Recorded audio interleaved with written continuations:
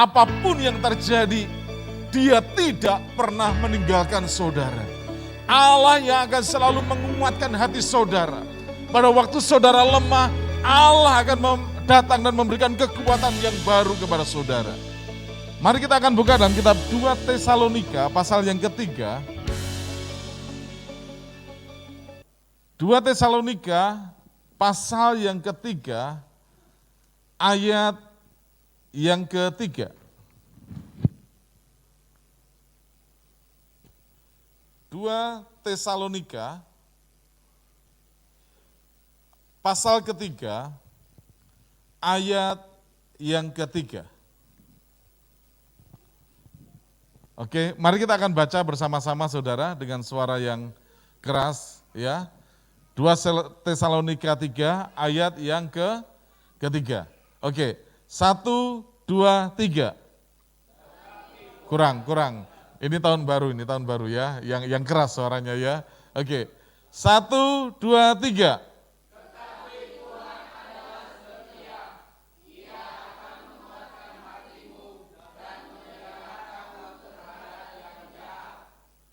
Sekali lagi, bahwa tetapi Tuhan adalah setia. Ia akan menguatkan hatimu dan memelihara kamu. Dalam terjemahan yang lain itu terhadap evil things. Sesuatu yang jahat, tetapi jahat itu bukan karena roh-roh jahat. Di dunia ini tuh hidup ini penuh dengan kejahatan. Ada banyak penipuan, ada banyak hal yang terjadi, itu sebuah kejahatan. Sesuatu hal yang orang dirugikan dan lain sebagainya. Tetapi satu hal yang sangat penting pada saat ini kita dapat melihatnya. Dikatakan bahwa tetapi Tuhan adalah setia. Perlu saudara ketahui kata setia, itu berarti bahwa Allah yang tidak pernah berubah. Allah yang setia, itu berarti Allah yang selalu berpegang teguh kepada janjinya. Allah yang setia berarti Allah yang selalu berada menemani kita, menjagai kita. Allah yang setia adalah Allah yang selalu ada pada waktu saudara membutuhkan. Dia ada karena dia Allah yang setia. Allah yang setia pula adalah Allah yang tidak pernah meninggalkan saudara sendirian sedikit pun. Pernah di sini saudara pernah mengalami loneliness, kesepian? Pernah? Pernah ya? Kesepian itu sangat menyakitkan saudara. Apalagi dalam kondisi di mana orang-orang yang di sekitar saudara, yang tadinya itu mengerumuni saudara, yang tadinya itu memuja saudara, yang tadinya itu bersama-sama dengan saudara, dalam sekejap mereka meninggalkan saudara semuanya, sehingga saudara merasa sendiri. Tetapi Allah yang setia, Dia tidak akan pernah meninggalkan saudara satu detik pun. Allah yang setia, Allah yang memegang teguh setiap perjanjian dan perkataannya. Allah yang setia pula adalah Allah yang selalu memenuhkan apa yang menjadi kebutuhan dan keperluan kita.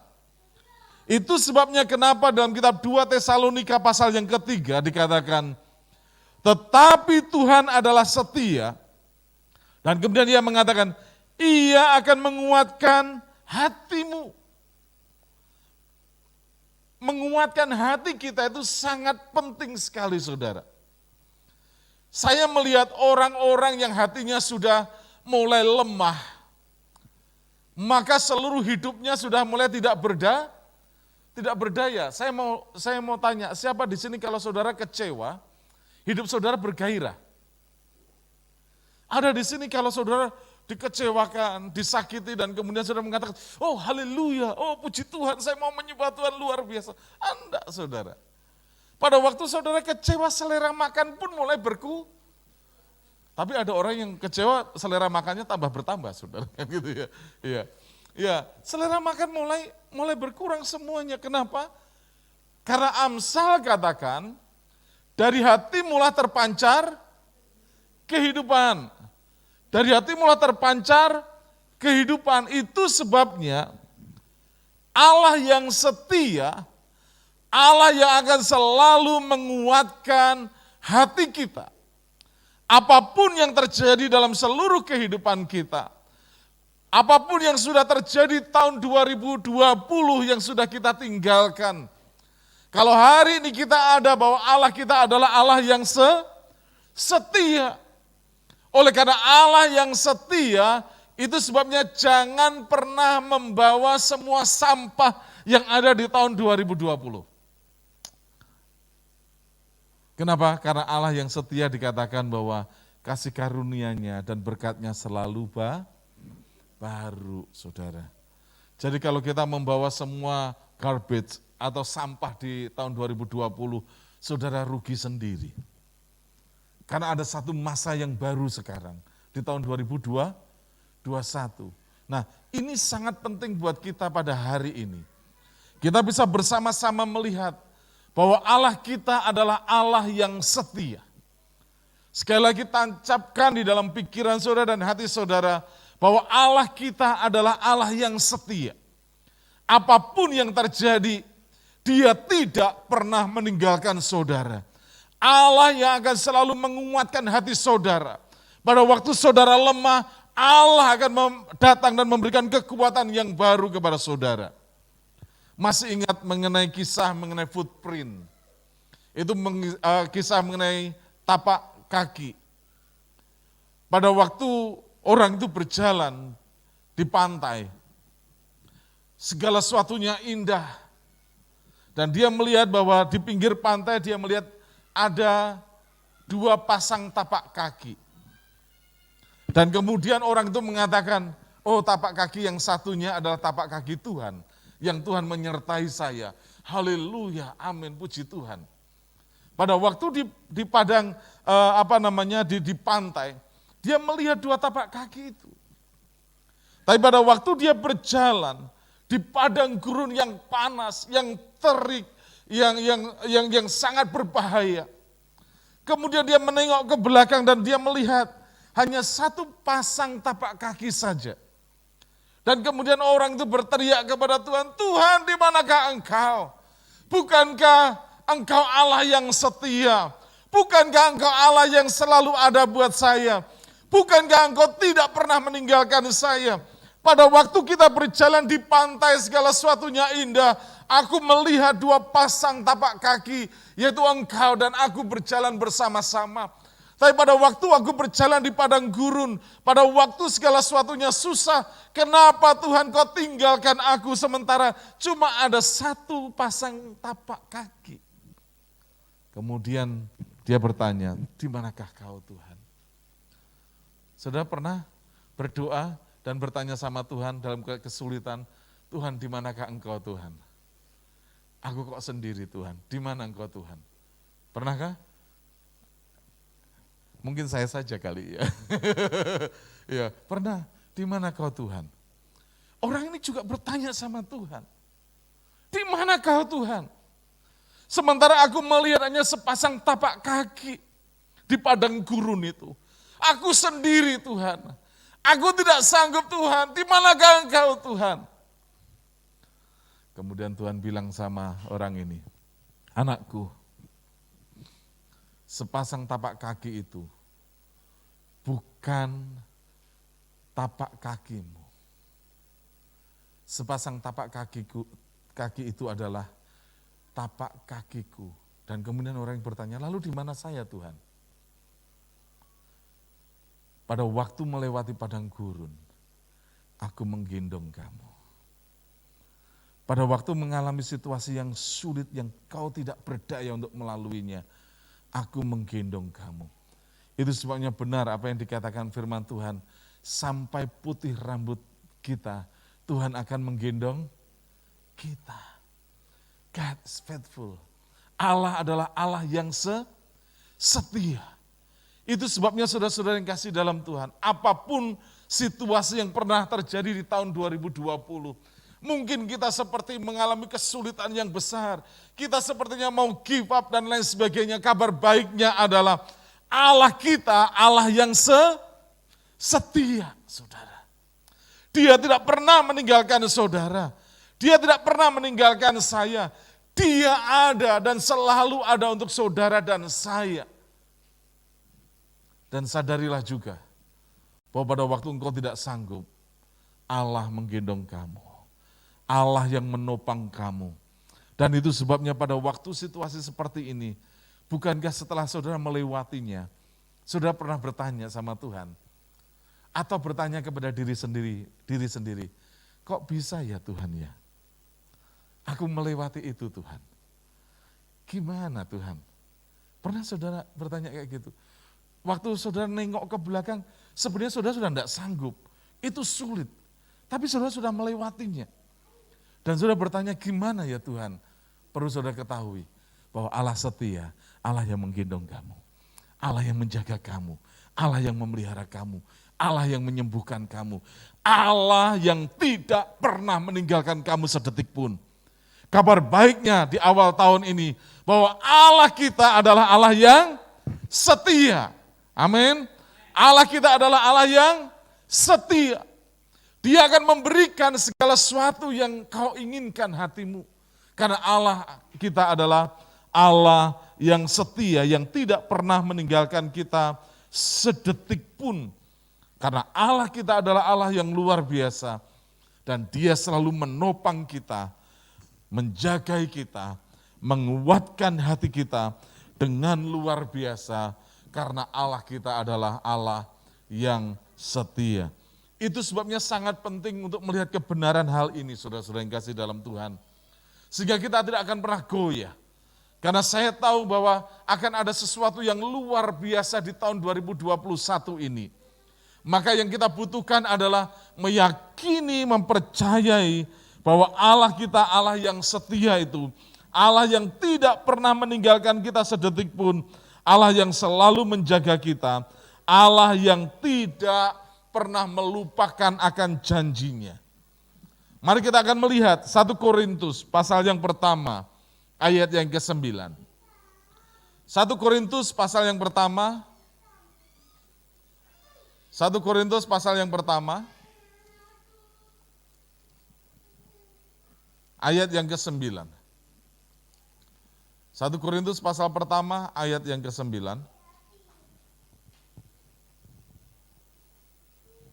Mari kita akan baca bersama-sama ya.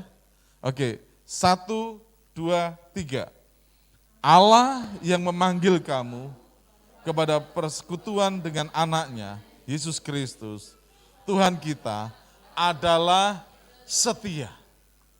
Sekali lagi ya, 1, 2, 3.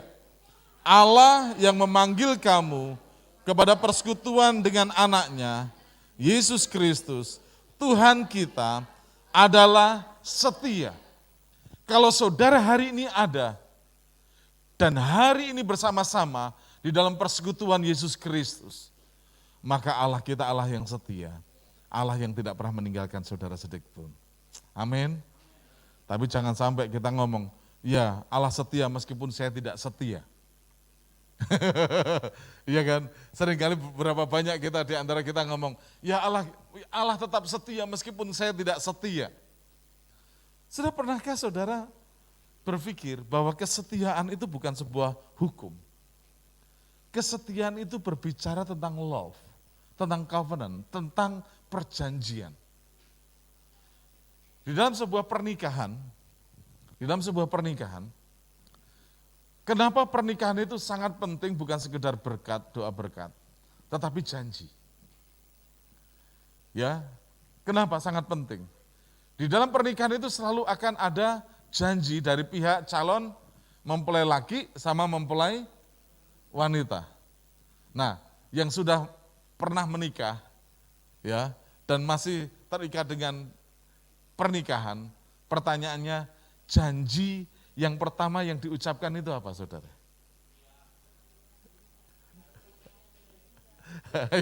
Ayo. Kalau lupa nanti tak ingetin lagi nanti. Ayo. Apa janjinya? Apa yang belum jangan, karena ya kalau yang mau dengerin kan gitu ya. Ya. Apa pertama kali?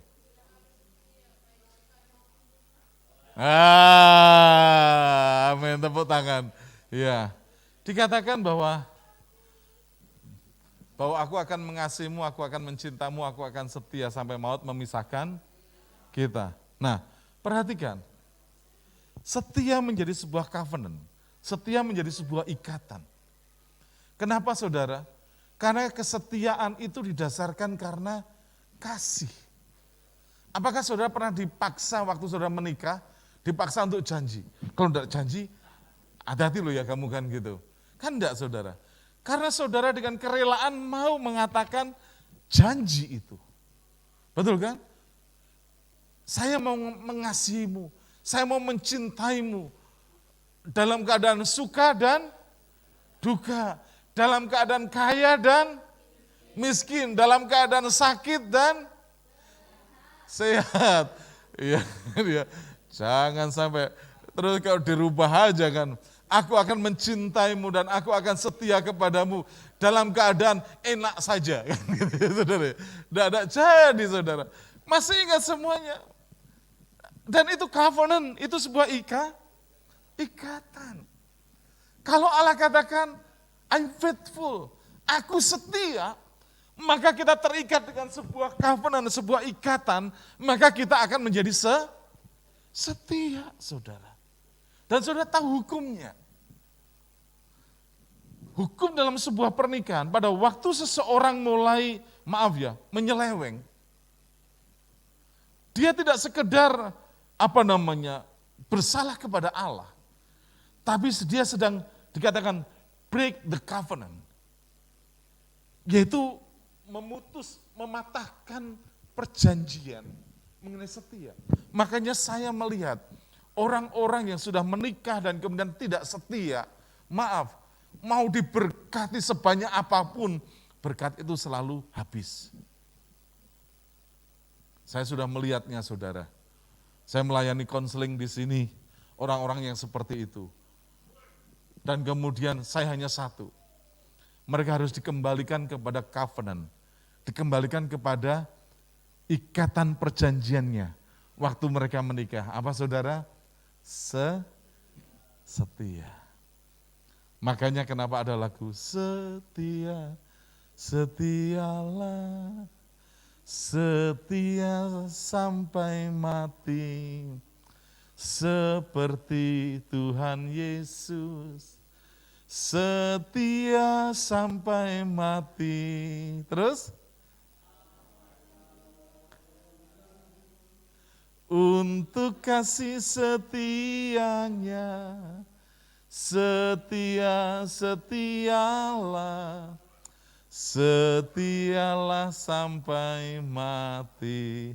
Covenant, setia. Ini sangat penting sekali. Itu sebabnya kenapa kemudian dalam kitab Efesus, hubungan Efesus pasal yang kelima, hubungan antara suami istri dihubungkan seperti antara Tuhan dengan jemaatnya. Itu berbicara mengenai covenant, bahwa Allah kita adalah Allah yang setia, saudara. Dan Allah yang setia, Allah yang selalu memenuhi segala janjinya. Allah yang setia, dia tidak akan pernah break the covenant. Allah yang tidak pernah mematahkan atau merusak sebuah perjanjian. Tapi berapa sering kita sebagai anak-anaknya dengan mudahnya break the covenant. Dan dengan sebuah alasan, ya Allah kan setia meskipun saya tidak setia. Coba bayangkan kalau ada sebuah perjanjian, sebuah ikatan yang dimana ikatan yang membutuhkan sebuah kesetiaan, pasti dua-duanya akan setia, saudara. Saya menonton beberapa film. Kemarin saya nonton film Jepang. Ya, itu mengenai samurai. Itu 47 Ronin. Ya. Itu berbicara bukan sekedar loyalitas, tapi berbicara setia begitu luar biasa. Setia yang tidak dituntut, tapi setia yang mau berkorban untuk kesetiaan itu sendiri. Itu sebabnya kenapa Yesus mau mati di atas kayu salib.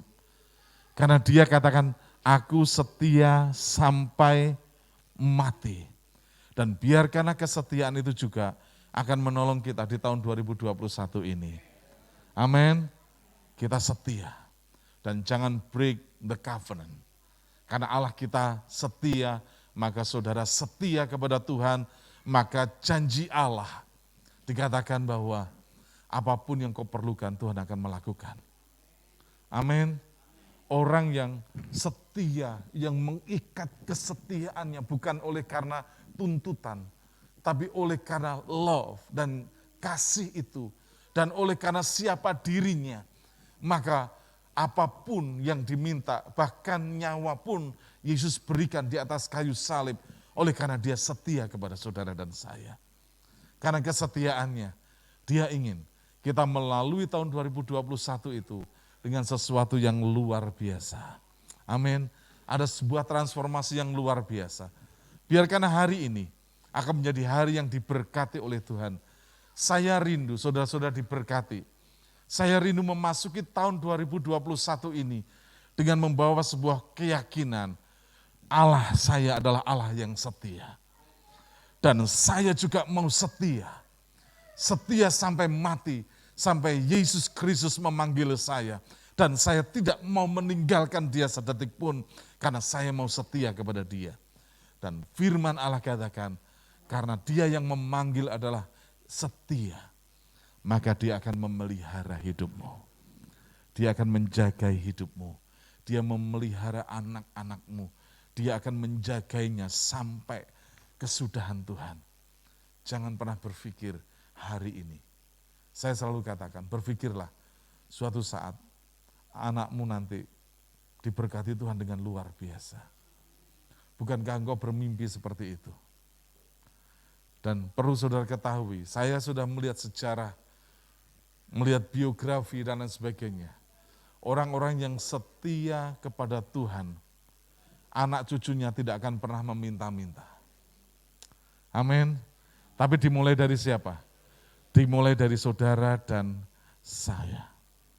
Suatu saat bahwa anak-anakku akan diberkati Tuhan dengan luar biasa. Biarkanlah kita setia. Dan itu akan menjadi transfer kepada anak-anak kita, menjadi keluarga kita. Dan tahun ini akan menjadi sebuah tahun transformasi. Sebuah tahun pemulihan yang Tuhan berikan kepada kita semuanya. Dan saya rindu, tahun ini akan menjadi sebuah tahun di mana Tuhan mengembalikan semua apa yang hilang dari saudara. Tuhan akan memberkati saudara dengan luar biasa. Tuhan akan memunculkan kebenaran saudara seperti terang benderang. Tuhan akan melimpahkan kasih karunia-Nya yang luar biasa. Because He is faithful. Oleh karena Dia Allah yang setia. Dalam doa saya merasakan ada sesuatu yang luar biasa di tahun ini. Karena Allah kita Allah yang setia. Jangan tengok yang kemarin. Tapi mulailah hari ini menjadi turning point. Menjadi sebuah titik balik dalam kehidupan kita. Bahwa saya mau setia kepada Tuhan.